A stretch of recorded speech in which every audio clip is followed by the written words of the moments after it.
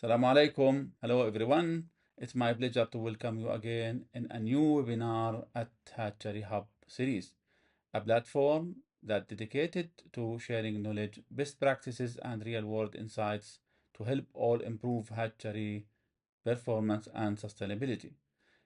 Today's topic, building integrated biosecurity in modern hatchery, focuses on one of the most critical aspects of modern poultry production.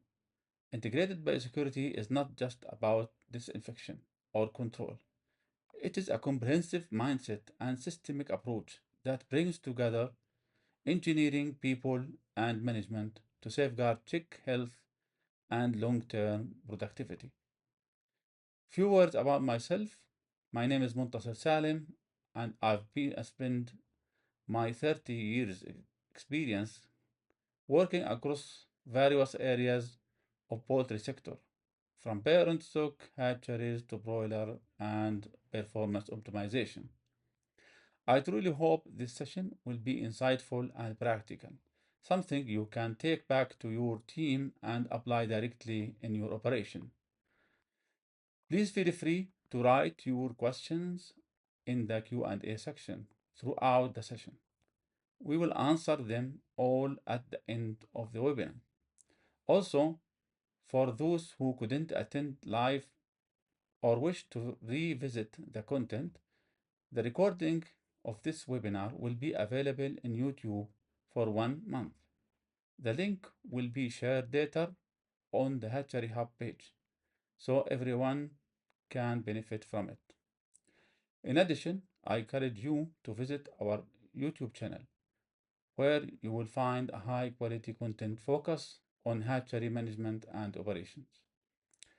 New educational and technical materials are regularly added, offering practical insights and innovative ideas to support your professional growth and daily work in hatchery and poultry fields. Finally, stay tuned for upcoming hatchery webinars. Each session will bring valuable and practical topics designed to help you strengthen your knowledge, improve performance, and stay ahead of this ever evolving industry. What we will cover today. First, we will start by clarifying what integrated biosecurity is truly means and why it is essential for achieving sustainable hatchery operations. Then we will talk about the type of threats, which is the pathogens and vectors. Pathogens such as viruses, bacteria, and fungi, and vectors that can carry the pathogens inside the hatchery, including pests and also the people, egg, air, water, and equipment. Then we will talk about the 5 pillars of building biosecurity, strong biosecurity. Start with the facility engineering, how good the design and location supports contamination prevention, and also the people awareness, how to build biosecurity culture among all staff, and also the cleaning and disinfection programs, how this program have to be effective and efficient in practice. And also, we need the hygiene monitoring to ensure our measures are consistent and lightening when and where to interfere. And also, we have to concern about waste management to be sustainable, disposable of the hatchery waste. Finally, we will wrap up by highlighting key actions you can apply immediately to strengthen your hatchery biosecurity program. Let's start by defining what integrated biosecurity really means. Biosecurity is not just a single action or a set of disinfection steps. It is a holistic system of practices and preventive measures designed to protect our facilities and animals from any external biological threats, especially infectious pathogens. The main goal is to stop these pathogens from entering our site or our hatchery, and if they do, to prevent their spread and circulation within the hatchery. So we are talking about a complete system from engineering and management to people and processes, all working together in harmony. Now, if biosecurity is absent or weak, the consequences can be serious. It can lead to huge economic losses due to reduced performance, low check quality, higher mortality, and costly disease spread. But beyond the financial impact, it also creates risk for humans, animals, and even the environment. Since many pathogens can move between species like H5 and vertically transmitted to the chicks from the parents like Mycoplasma or persist in the waste and water systems like Salmonella. Hatcheries are one of the most fundamental and vital components of the entire poultry production chain. They serve as a critical link between breeder farms and broiler production, ensuring the consistent supply of healthy, high quality chicks. However, hatcheries are also among the most sensitive and complex operations within the poultry sector. Every stage from egg collection, storage, incubation, and hatching till the chick handling require multiple barriers protection from pathogens trying all days and nights to attack. Therefore, maintaining strict technical, hygienic, and logistical control throughout the entire process is absolutely essential to safeguard biosecurity and optimize performance.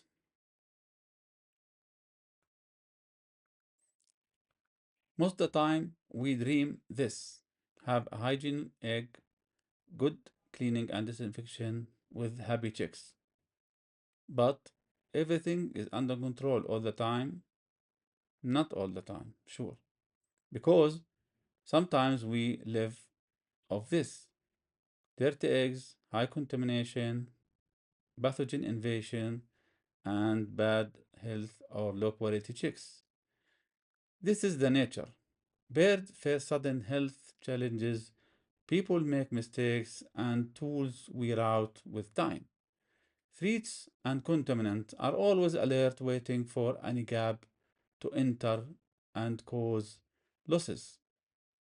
Nature is unpredictable, and that is what makes our work both challenging and beautiful. So, our hygienic mission now is most likely a real war. We are fighting invisible war against real enemies. Pathogens is invisible for us, but we can fight it and defeat it.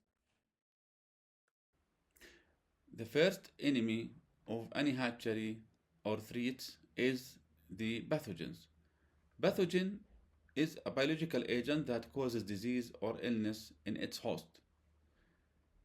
These tiny invaders can disturb normal body function and make birds or chicks or people sick. There are several types of pathogens: viruses, bacteria, fungi, or molds, and also the yeast. Understanding pathogens in all its types is a key to preventing contamination and keeping our or your hatchery safe. The first type of pathogen is the viruses. It is a tiny piece of genetic, invisible to naked eye, yet capable of causing serious disease. In hatcheries, the most common viral threats are avian influenza H5 and Newcastle disease. Other viruses exist, but they behave in similar ways or pose less risk. The most risky and common viruses that affect the hatchery biosecurity is the Newcastle and avian influenza H5. They are highly pathogenic and make major loss in breeders, and also H5 can jump to human. That's why the infected flocks mostly eradicated. These viruses can exist in the eggs, come from the breeders, but not vertically transmitted to the chicks. And it's cause early mortality and lower hatchability and retarded eggshell quality. Other viruses like chicken anemia, adenovirus, AE, and Rio has the similar effect. But the good news is that all these viruses can easily inactivated by most disinfectants that are used in hatcheries. The second type of pathogens that can make risk for the hatcheries is the bacteria. It is a single cell organism. We have a lot types of bacteria, but we will talk about the most three critical risky pathogens or bacteria to the hatchery, which is Mycoplasma, Salmonella, and Pseudomonas. Mycoplasma, MG, and MS is well known in the industry, and most of us has encountered remarkable stories of its impact. It's especially familiar to hatchery managers who know its tricks. It can survive for several days in shaving woods, feather, and rubber or cotton, waiting for the next opportunity to infect. It can lower the breeder's performance and lower their fertility, hatchability, and also check quality by having affecting the air sacs and lungs. Mycoplasma is a sneaky bacteria. It has no cell wall and cannot the antibiotic cannot destroy it. It can pass from the breeders to the eggs and to the chicks. It's quietly spreading in the eggs. It can also lead to late embryonic or pip and hatch chicks. Now we will talk about Salmonella. Salmonella is a serious or a top serious bacterial threat in all hatcheries with over than 2,400 serotypes. It can be vertically transmitted from breeders to eggs and to the chicks, slightly passing through generations. Salmonella is a gram-negative non-enveloped bacteria with a thick outer layer shielding it from disinfectant, heat, and drying. It can survive under dry, cool, and low nutrient conditions, often contaminated chicks through eggshell surface. In chicks, salmonella can cause high first week mortality, past events, and unabsorbed yolk. Yet it may be not affect hatchability or egg quality, making it silent but serious threat. Infected birds may appear healthy unless facing an acute infection, but this bacteria can be transmitted also to the human and call illness.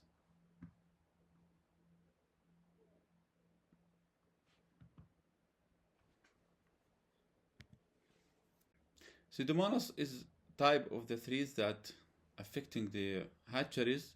It's a large water and soil derived bacterium sensitive to disinfectant, but it's tricky in hatchery. It forms biofilms in water systems, especially in plastic pipes, and can contaminate the humidification containers and vaccines during spray, injection, or in ovo. It is causes a day-old mortality between 20 to 30% in the first 2 weeks and with poor uniformity flock. Several infected eggs may swell, cracked, or burst, especially during the transfer, and chicks waste separator releasing a sharp odor, often with a green bluish discoloration of the embryo. Aspergillus fumigatus, the most common and the most risky and most economically damaging fungus in the hatcheries. It is the nightmare of the hatchery managers. One of the biggest threats to any hatchery, and it's hard to eliminate once established. By recirculation spores. It is an unwelcome guest who enters without permission. It has been around for ages and many hatcheries struggle to get rid of it. It seems to enjoy the warm, humid environment in the incubators. It spreads easily through the air and eggs, especially floor eggs, cracked shells, or poor quality eggs. The hatchery environment often enhances its growth and it is present nearly 70% of the hatcheries. The infected batches suffer from reduced hatchability, poor chick quality, and high mortality in the first week of age with severe pneumonia, chicken pneumonia. All pathogens like viruses, bacteria, and fungi rarely come alone. Silent and invisible threats travel into the hatchery unnoticed through carriers or vectors, like pest animals, insects, and also the people, the staff, and the visitors, the hatching eggs, the air, water, and equipment. Remember that what we said at the beginning. This is a real war against enemies we cannot see. Every small gap is a potential doorway for disaster. These vectors must be watched, controlled, and well sanitized. Let's start with the pest, which is the parasitic animals that carry pathogens to the hatchery. This includes cats, dog, mice, rats, birds, insects, animal farms, and wild animals. A strong defense starts here. To protect hatchery from unseen enemies, secure fences and solid walls are essential. They form the first physical line of defense, keeping victors out. The second line of defense when intruders sneak in, even with fences and walls, we cannot guarantee victors won't enter. That's why bait stations, sticky traps, nets, spikes, and various traps form a second line of defense, capturing rodents, birds, and insects. We have to check every time if there is a birds are nesting inside our facility. We have to use nets, spikes, and traps to capture and prevent birds for further serious damage or threats. Seal every gap. Preventing vectors starts with well closing doors, windows, closing cracks, holes, and potential entry points for rodents and insects. This step is integrally related to the use of traps and bait station. Do not underestimate it. Even if the effect seems small, every detail counts, and consistent actions ensure pathogen cannot find a way inside. People are also carriers, acting like vectors to carry pathogens inside the hatchery. Remember that Salmonella and Mycoplasma can survive several days and resist disinfectant. People can carry pathogen into the hatchery, and so access must be strictly controlled, allowing only authorized personnel for essential reasons, keeping visitors number to minimum. Use 3-zone shower chamber, color coding areas, and full change of clothes to minimize the risk. Also, maintain a visitor logbook and strictly follow procedures from high risk to low risk areas. Once again, we, who is the staff and or visitors, can be a major threat. Everyone must strictly follow the entry protocol, changing clothes, taking shower, wearing designated protective gear, and disinfecting hand and shoes. Visitors must avoid any contact with birds or farms in the last 7 days, and in cases of infection, protocols can be tightened further, including additional 3 days quarantine. All of this requires training, awareness, and disciplines. The third factor is the hatching eggs itself.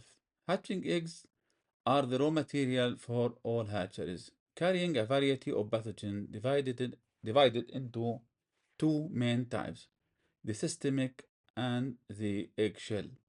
The systemic pathogens, which comes inside the eggs, including many types of viruses and bacteria, such as avian influenza H5, Newcastle, Salmonella, and many more. And for the eggshell borne pathogens, include many type of fungi and bacteria such as Salmonella, Aspergillus fumigatus, and Pseudomonas. Among these, the most common and impactful pathogens were discussed earlier, including Newcastle, H5, Salmonella, Mycoplasma, Pseudomonas, Aspergillus fumigatus. All these arrive via hatching eggs, highlighting the critical importance of egg hygiene, disinfection, and strict biosecurity to protect checked quality and reduce economic losses. Not all eggs are good. There are many types of low quality eggs that can be avoided or should be avoided, like floor eggs, which seems clean but is contaminated, the dirty eggs, the whitish or pale color shell, thin shell, hair cracked, and deformed eggs. These eggs are the source of pathogenic bacteria and fungal spores, creating risk of recontamination and inside the hatchery. They lead to increase the embryo mortality, reduce hatchability, poor chick quality, and high early mortality at placement, and also greater need of chemical and medication. We have to avoid also mistakes that promote eggs contamination, like mixing dirty eggs with clean eggs, wet or sweetening eggs by condensation or washing, cleaning the dirty eggs, and also fumigate floor eggs or dirty eggs. Let's talk about the one of the a constant debate in many hatcheries. Can we hatch floor eggs if they look clean? Or should we even clean dirty eggs before hatching? Not all appears clean is actually safe. Bacterial growth is rapid. Even visibly clean eggs can increase 10 times in 2 hours. Floor eggs and dirty eggs can multiply 10 to 1000 times in the same period. By the time contamination is noticed, many bacteria may have already penetrated the eggs, making it impossible to eliminate them all. Even though the decision to use floor eggs or clean eggs depends on multiple factors that are related to each hatchery: the biosecurity level, the economic impact, the quality of the floor eggs management in the farm, and the quality of available floor eggs. It is dependent too much in each case by case. But you have to remember all the time you cannot fumigate dirty or floor eggs. Also, the water and air supplies can act as a silent carrier of pathogens in the hatchery. Water can transmit many pathogens, especially Pseudomonas, and air can carry spores and microbes like Aspergillus fumigatus. Use sanitized water and filter air and water to remove contaminant. And also you have to maintain a clean filters regularly following standard protective procedures. The ordinary vectors or carriers that can carry pathogens to the hatchery is the equipments and surfaces, including incubators, hatchers, walls, floors, egg automation lines, egg handling, transfer, processing, and washers, and also cleaning equipments and maintenance, vaccination equipments, Innovo, spray, and also the handling of the eggs and chicks like chicks box, hatcher boxes, egg trays, trolleys, and platforms, and also the vehicles that are transferring the eggs or chicks.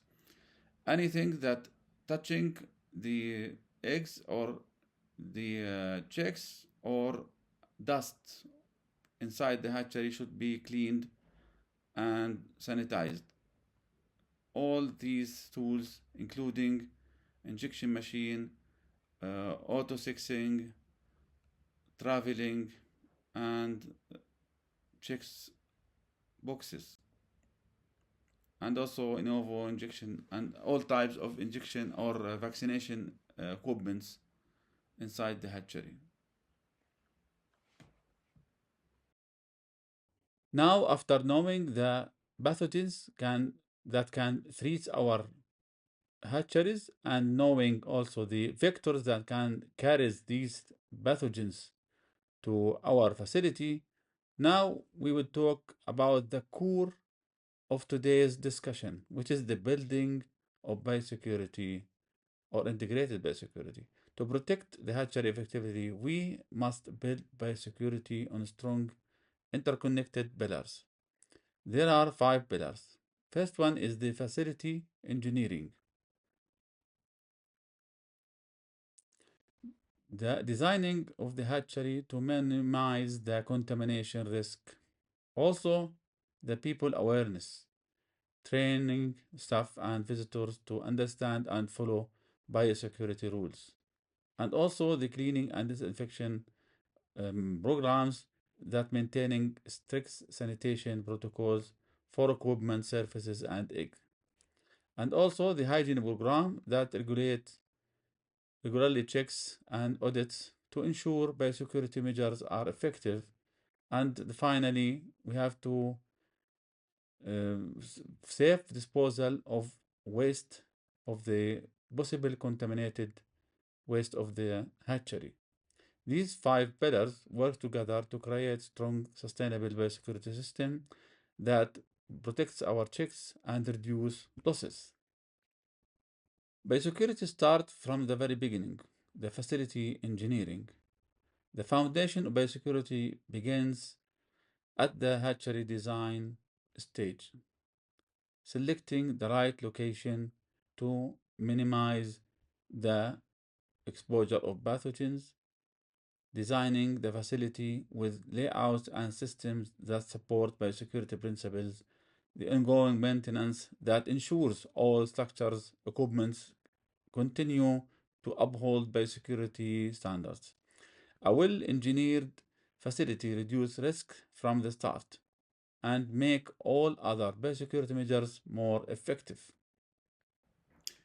The well-designed hatchery, which is one of the most important pillar in biosecurity in every hatchery, is the design. Design of the hatchery should consider many points that help controlling the hygiene inside the hatchery, including fencing and gates, filtering and conditioned systems, and also the temperature and humidity control, proper flooring and drainage design, tight ceiling and thermal insulation, doors, entrances and flow separation, water and air quality monitoring, utilities, piping, wiring, lighting and ventilation, easy access and cleanability, waste drainage management, vehicle flow sanitation system, dedicated maintenance and workshop area,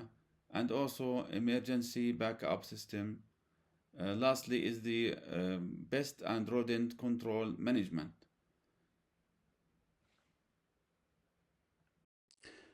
To achieve the best biosecurity level by using the best design, we have to align with both workflow and hygiene principle. We have also to align with the wind directions to minimize the contamination and define the clean and dirty zone, and following the direction of the embryo. We call it the direction of embryo. Start from the eggs to the setters, hatchers, and then to the chicks processing. And also we have to use the one-way flow control entrance to prevent cross-contamination and maintain proper pressure regulation in the room across all the sections. And also the three main elements should be in the right way, in the right direction, and the right flow. For example, for egg or embryo direction, we imagine or can imagine that the eggs come from here to storage, setter room, then go to the transfer, hatching, processing, and go outside for delivery. In the same time, for the workflow, the workers come from this area or the visitors and go from here and should follow the same way of the embryo, but go out from the specialized area to take a shower and change clothes. And also for the airflow, it goes from the high pressure to low pressure. So it is go like this, and this, and this, which is the normal and good flow. But if the pressure go the opposite direction, it will be very sensitive, critical mistake. We have to mention now the importance of maintenance. Even the best biosecurity design fails if the maintenance is neglected. Regular upkeep is essential to keep pathogens. More dirty area, more water leaks, more cracks, more leakage, more pathogens. The second pillar is the staff or the awareness of the staff. It is the first non-physical line of defense against pathogens. Regular training ensures all staff understand biosecurity protocol, their rules in safety, and GMP practices. Assign training for cleaning and disinfection activity, support culture of awareness, enhancing biosecurity across the organization. Every employee must responsible for applying the standard and actively participate in safety. Recommended practices: use color code zones, avoid contact with backyard or live birds, pets, or markets, avoid hunting, and use entrance chambers with shower, and encourage all people to change clothes and align with the entrance or access protocols with wearing the protective gloves, safety boots, masks, and other protective clothing as well. And also they have to wear about all the standards and precautions and doors opening inside the facility. The third pillar of biosecurity building is the cleaning and disinfection. Effective cleaning and disinfection is essential to eliminate pathogens from the hatchery environment. The common step of cleaning and disinfection is start by dry cleaning with manual brush to remove dry debris, then washing by water to remove remaining dirt, then applying foam detergent application to deep cleaning, then rinse again with water and dry again, and then apply sanitizer or surface sanitizer application, then dry again. In some cases, we may have in high challenge periods, we can use area sanitizer or smoke fumigation. Please keep in mind that you have to keep all areas as dry as possible by preventing standing water on the floors. Cleaning and disinfection should include all equipments, vehicles, surfaces in all area of the hatchery. Now we have to know the place and the frequency of cleaning and disinfection for each area or rooms in the hatchery. Critical areas for cleaning and disinfection in the hatchery are the egg receiving storage area, incubators and hatchers, egg transfer line, check processing, dispatch area, equipments and tools and services like traces, trolleys, platforms and cleaning tools, air handling units, also filters. The recommended frequency is very dependent on daily or between batches or every month. So it's your own job to determine when and where to make disinfection in all, but should be cover all the sensitive area in the hatchery. During the cleaning in the hatcheries, we have to remind that we have a concept of center circle. It is widely used in hatcheries to achieve effective and constant cleaning. It reminds us about the balance of four cleaning factors, which is the chemical or the active ingredient, the time of exposure, and the mechanical factor, and also the temperature. For example, if you have little or very short exposure to the chemical, you can compensate by improving the mechanical factor. And if you, for example, have low temperature of the cleaning, you can compensate by using high efficient chemicals. So the four factors can compensate each other. And you have options also to use many kind of cleaning, including manual or high pressure or low pressure, according to center circle.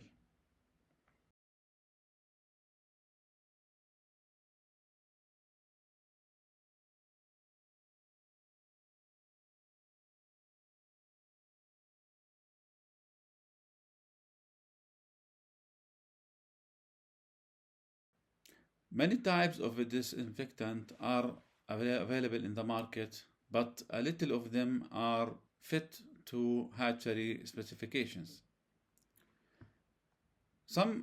I tell you some guidelines for an effective or to choose the effective disinfection program for the hatchery. First, use broad spectrum disinfectant to ensure that you are fighting the most critical and risky pathogens like Salmonella and Newcastle disease and Aspergillus fumigatus. Use a rotate module to ensure that avoiding any resistance. And also you can follow and monitor the results the level and type of the contamination level inside your hatchery, and also improve the efficiency by matching disinfectant type to the application and place that you are applied for, and manage the cost while ensuring the safety, and use as much as you can use user friendly or environmentally friendly chemicals, and consider the quality of the water like the pH, thermometer, and salinity, because not all disinfectants are efficient in different pH or temperature or salinity. And for application, you can use many type of application like washing, spraying, fumigation, food tip, pipe disinfection, dosing pumps I mean, and also use the dry fumigation of our ducts, and also maybe use ultraviolet for tools and washing also.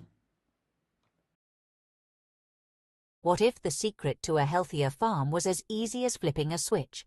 Introducing the system, the revolutionary disinfection system that works with natural or artificial light. Imagine a transparent coating applied to any surface that is activated by light to guarantee a continuously disinfected environment. With the system, your poultry and livestock enjoy a cleaner and healthier space, reducing the need for antibiotics and vaccines. This not only means healthier animals, but also fewer losses and a more efficient farm. Say goodbye to complex disinfection routines and hello to the simplicity of the system. A brighter and cleaner future for your farm is just a light switch away. The system is the ultimate disinfection solution for your poultry and pig farms. Because your animals deserve the best, and so do you.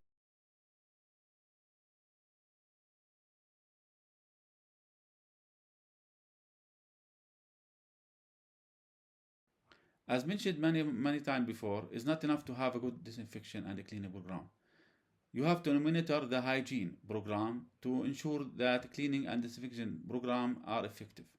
Some guidelines about your hygiene monitoring is you have to test everywhere you clean, and you have to test inconsistency.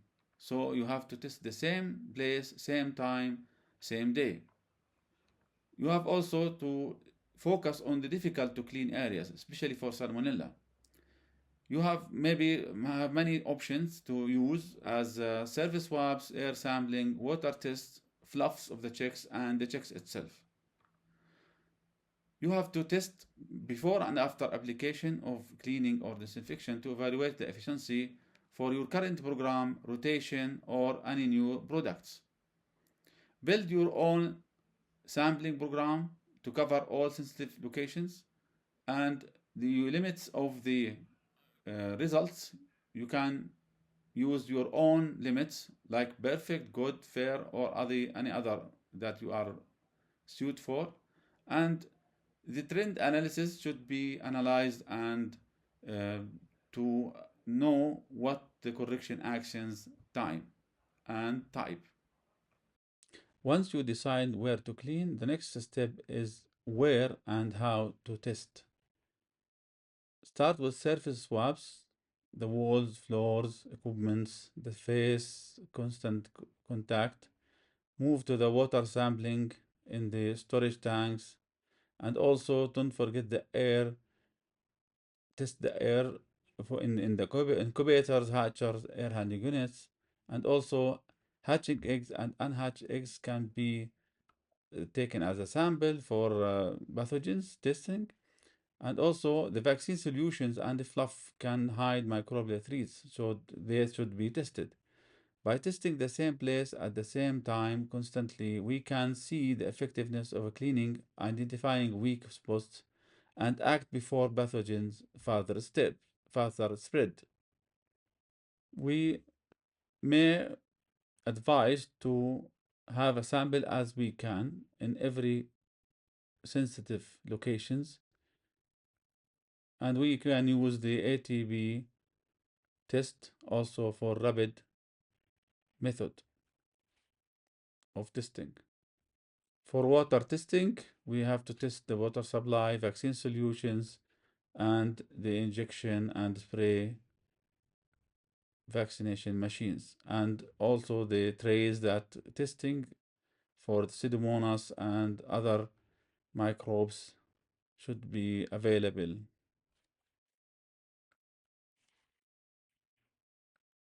Once again, for air sampling, we have to test in the hatcher room, air handling unit, sitters outside, also to measure or compare what we have inside, and also to have to test the same time, same place, same day, same practice. Now get the data of your sampling results and make a trend analysis by making tables and curves that help you increase the accuracy and helping make informed decisions for continuous biosecurity improvement. Remember, you have to build your own limits and levels that specific and accurate and effective for your own facility. Now, you can put your results to have a trend analysis as a part of the hygiene monitoring program to know what is the best time to be interfere for correction action. Remember, you can change the disinfection or the practice or double check about anything that are related to higher contamination trend and be proactive before the things going worst. So you have to be fast and proactive. The last pillar of building the biosecurity is the waste management.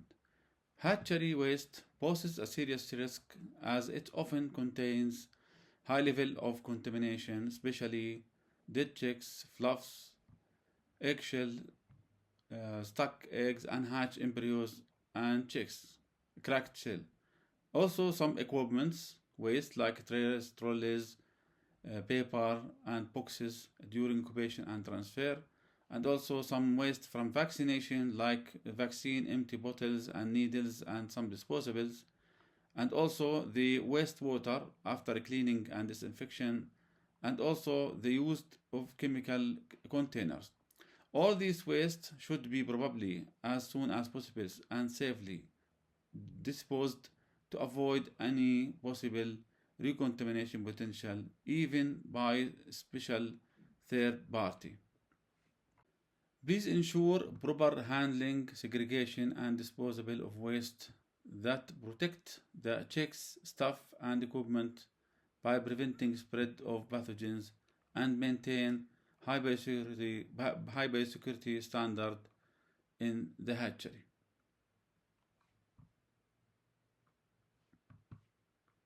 Finally, we reached the final slide for today's webinar. We learned that proper hatchery layout, clean and dirty zoning, control movement and airflow direction are the first line of defense. Remember that biosecurity works only when staff follow procedure and be responsible. Be careful about the quality of the eggs. Avoid the dirty and low quality eggs. Also, disinfection and cleaning, you have to build your own program, chemical type and frequency for most sensitive places. About monitoring and limits, you have to be consistent for testing surfaces, air, water, eggs, and checks, and you have to take before and after application and sometimes outside. And also you have to stick to your own limits and for quick interventions. Now you can celebrate your win about your good job and follow all the 5 pillars. At the end, I am pleasure to having you today. Hope you enjoy it. Please visit our YouTube channel and ask about the training courses that are available in Arabic and English. See you and goodbye.